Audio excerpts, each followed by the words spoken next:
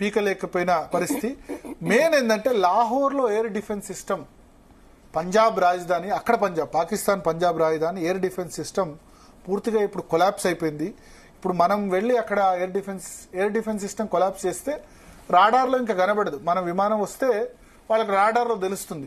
ఆ air defence సిస్టమ్ని మనం చేసిన పరిస్థితి. అయితే మన దగ్గర ఒక క్రికెట్ మ్యాచ్ని ఇప్పుడు ఐపీఎల్ షిఫ్ట్ చేశారు. ధర్మశాల బదులు దాన్ని గుజరాత్ టైటాన్స్ వర్సెస్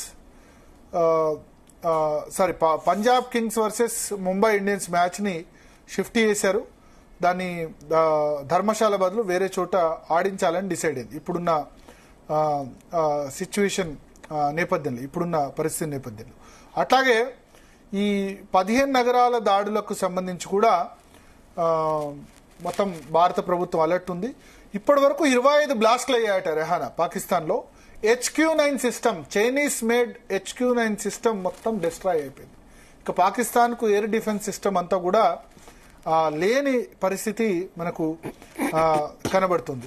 విదేశాంగ శాఖ మంత్రి జయశంకర్ కూడా ఒక కీలక ప్రకటన చేశారు. మా పైన సైనిక దాడి జరిగితే దాని తీవ్ర ప్రతిచర్య మాత్రం ఉండడం. మనం సైనిక దాడి చేయలేదు, మనం ప్రిసిజివ్ టార్గెట్స్, ఉగ్రవాద స్థావరాల మీద దాడి చేశాం. వాళ్ళు మన మీద ఏమని దాడి చేస్తారు? మన దగ్గర ఉగ్రవాద స్థావరాలు ఉన్నాయా? లేవు కదా. సో వాళ్ళు గనక మన సైనిక స్థావరాల మీద దాడి చేస్తే అప్పుడు ఫుల్ స్కేల్ వార్ అవుతుంది. మనం సైనిక స్థావరాల మీద చేస్తాం, ఆ తర్వాత ఇక సివిలియన్స్ మీద కూడా సందేహం ఉండదు.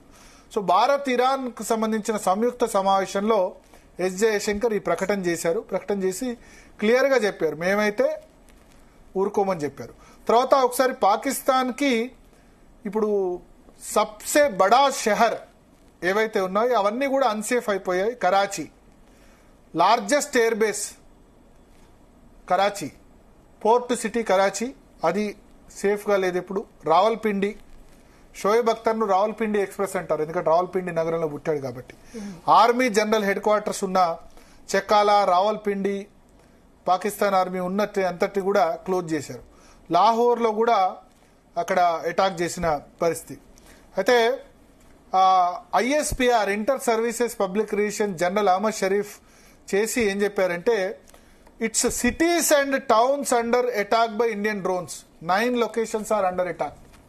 భారత ప్రభుత్వం అన్ని సిటీస్ ని కూడా అటాక్ చేసిందని చెప్పింది. చాలా ప్లేసెస్ లో, కరాచీలోని షరాఫీ గోట్లో పూర్తిగా ఎక్స్ప్లోజన్స్ ఎయిర్పోర్ట్ దగ్గర వినబడ్డట్టు చెప్తున్నారు. Police recover metal fragments from the site, nature of the blast is under investigation. Karachi airport దగ్గర బ్లాస్ట్ ఉంది, దాంతో ఒక్క విమానం కూడా ఇప్పుడు అక్కడ ఎగరట్లేదు.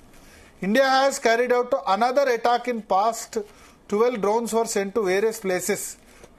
మన వాళ్ళు ఇక్కడే ఉంటున్నారు, డ్రోన్స్ పంపుతున్నారు. లాహోరు, కరాచీ, గుజ్రాన్వాలా, పిండి, ఇవన్నీ కూడా చోట్ల ధ్వంసం చేశామని inter services public relation, Pakistan సంబంధించిన సమాచార సంస్థ అది చెప్తుంది.